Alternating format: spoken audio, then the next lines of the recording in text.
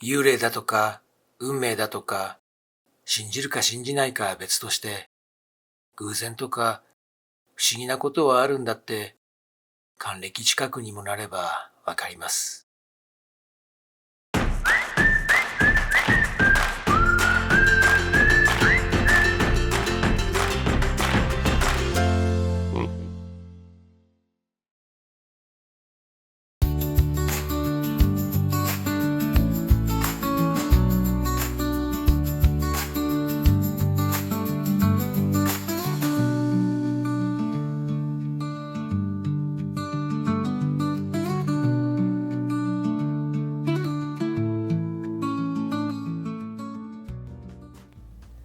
三部比のパパです。フレンチブルドッグを飼い始めて18年目、アラカン59歳です。今日はちょっとスピリチュアルな話になります。一緒に暮らしてきた子を見送った後、新しい子をお迎えしようと探していて、あの子にそっくりだとか、生まれ変わって戻ってきたんだとか、そんな風に感じたことのある人は決して少なくないと思います。そんなことあるわけないって頭ではね分かっていても、どうしてもねそう思えてしまう瞬間がある。それが生まれ変わりっていうもんなんでしょうね。実は僕にもその経験があります。長く一緒に暮らしているといろんなことがありますし、僕は5匹とね暮らしてきましたんで、記憶がちょっとねごちゃごちゃになってることもねあったりします。だけど僕はこのひまわりはきっと小町が生まれ変わって僕の元に戻ってきてくれたんだなと、半分くらいなんですけどそう信じてます。今回は前半でよく言われている生まれ変わりについてお話しし、後半で我が家で実際にあったスピリチュアルなエピソードをねご紹介します。どうぞ最後までご覧ください。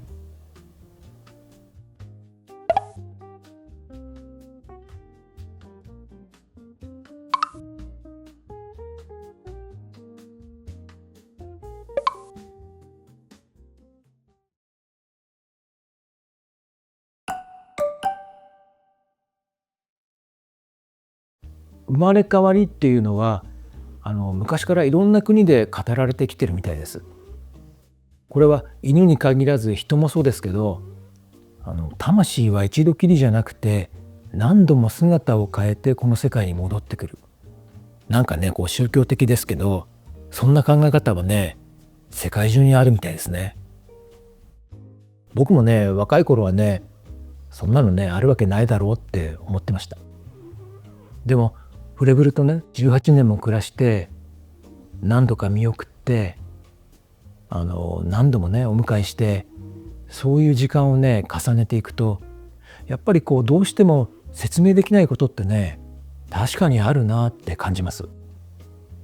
例えば亡くなった子がねよく寝ていた場所に新しくねお迎えした子が迷うもなくね座るとか、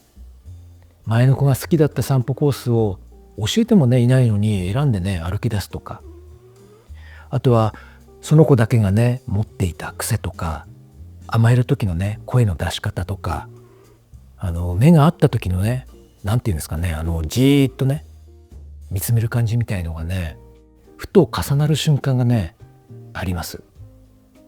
もちろんそれはね偶然かもしれないし、僕たちがね勝手にねイメージをね重ねているだけかもしれません。でもあの子が帰ってきたんだってそうね思えてしまう瞬間が確かにねあるんですよね。そういうことってね皆さんもね一度くらい経験したことね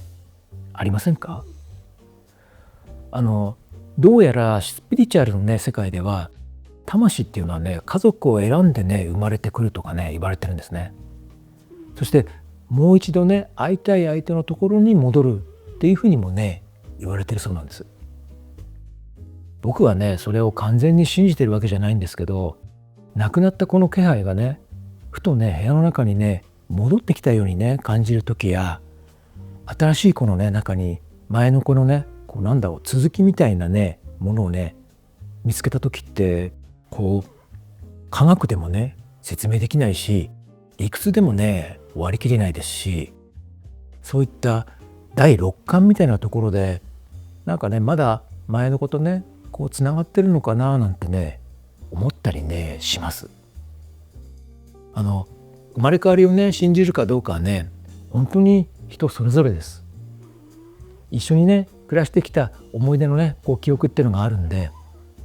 そういうのがねこうまたね会えるかもしれない、また会いたいってね思わせてくれてるのかもねしれないですね。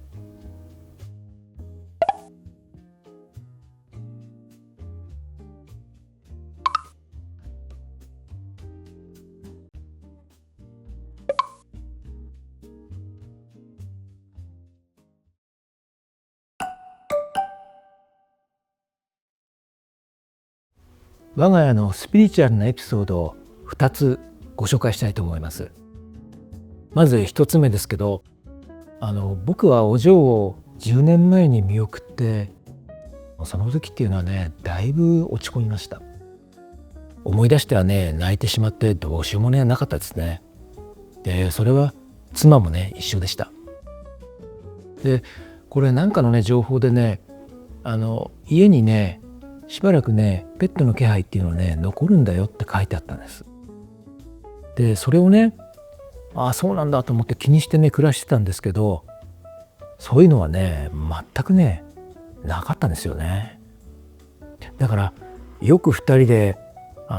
開けてね出てきてくんないかねなんてね話したりしてました。でそれからね1年くらい経った時ですかね、朝妻が起きてきて、夕べねお嬢の夢を見たって言ってきたんです。で妻の話では自分の部屋でね寝てたら、お嬢がいつの間にかベッドの上にね2本足で立っていて、妻に言ったらしいんですよ。私あっちでねアイドルやってるのって。でそれもねすごくね嬉しそうな顔だったっていうんですね。で僕はそれを聞いてねとても安堵したっていうか、すごくね安心したんですよね。お嬢はね僕の夢にはね一度もね出てきてくれたことなんてねないんですけど、この時はね僕らにねきっと心配するなってね伝えに来てくれたんだなって思いました。でもう一つのエピソードは、これ小町とねひまわりの話です。小町をね見送ってから半年後にうちに迎えたのがひまわりでしたが、最初はねそんな何もね感じてませんでしたし、生まれ変わりなんてことはねこれっぽっちもね考えてなかったです。それがね一緒に暮らしていく中で徐々にねなんかこう似ていることにね気づいていったんですよね。まず性格がね似ていました。家の中ではものすごくねおとなしいのに、一歩ね外に出るとね顔つきが変わってね活発にねなるんですね、2人とも。だけどね小町はねガウガウ系で、こう他の犬をね見つけたらね威嚇してすごい大騒ぎするんですよ。でそれに対してひまわりはねすごく社交的で、自分からねこうグイグイ寄ってはいくんですけど、それは遊ぼうっていう意味で言って、で遊んでくれなかったりするとねキャンキャン泣いて大騒ぎするんですけど、これってね正反対なはずなんですよ。でもね僕たち夫婦はねこのひまわりにね小町の姿がね重なって見えたんです。変な言い方をすると、小町がねできなかったことをひまわりにね乗り移ってやってるみたいなね、そんな感覚でした。他にもボンとの関係性とか、僕たち飼い主とのね関係性みたいなところもね小町とひまわりはねよく似てました。なんだろう全然違うはずなんですよ。なんですけどフィーリングがね同じなんですよね、小町とひまわりの。ただねどちらかというと小町にねなんかこうそういう社交性みたいなのも足りなかったところですかね。そういうものがねプラスされてひまわりになって戻ってきた。僕はねそんな風に感じてます。ちなみに小町の誕生日は8月5日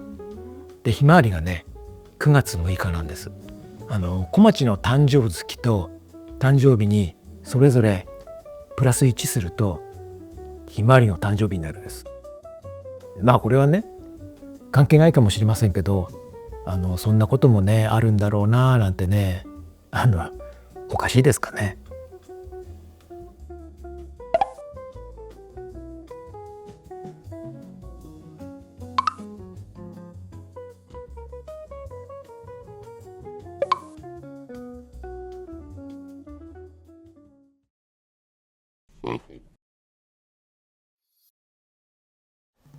さて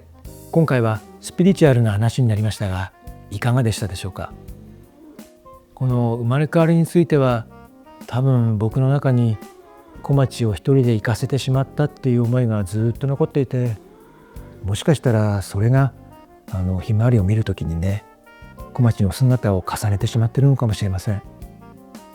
うちでねひまわり唯一の女の子ですし、皆さんの周りでもスピリチュアルな体験をねされたことですとか、生まれ変わりを感じたなどのエピソードがありましたら、ぜひコメント欄で聞かせてください。また少しでもこの動画を面白いと感じていただけましたら、チャンネル登録やいいねをしていただけますととても励みになります。それではまた次回お会いしましょう。さよなら。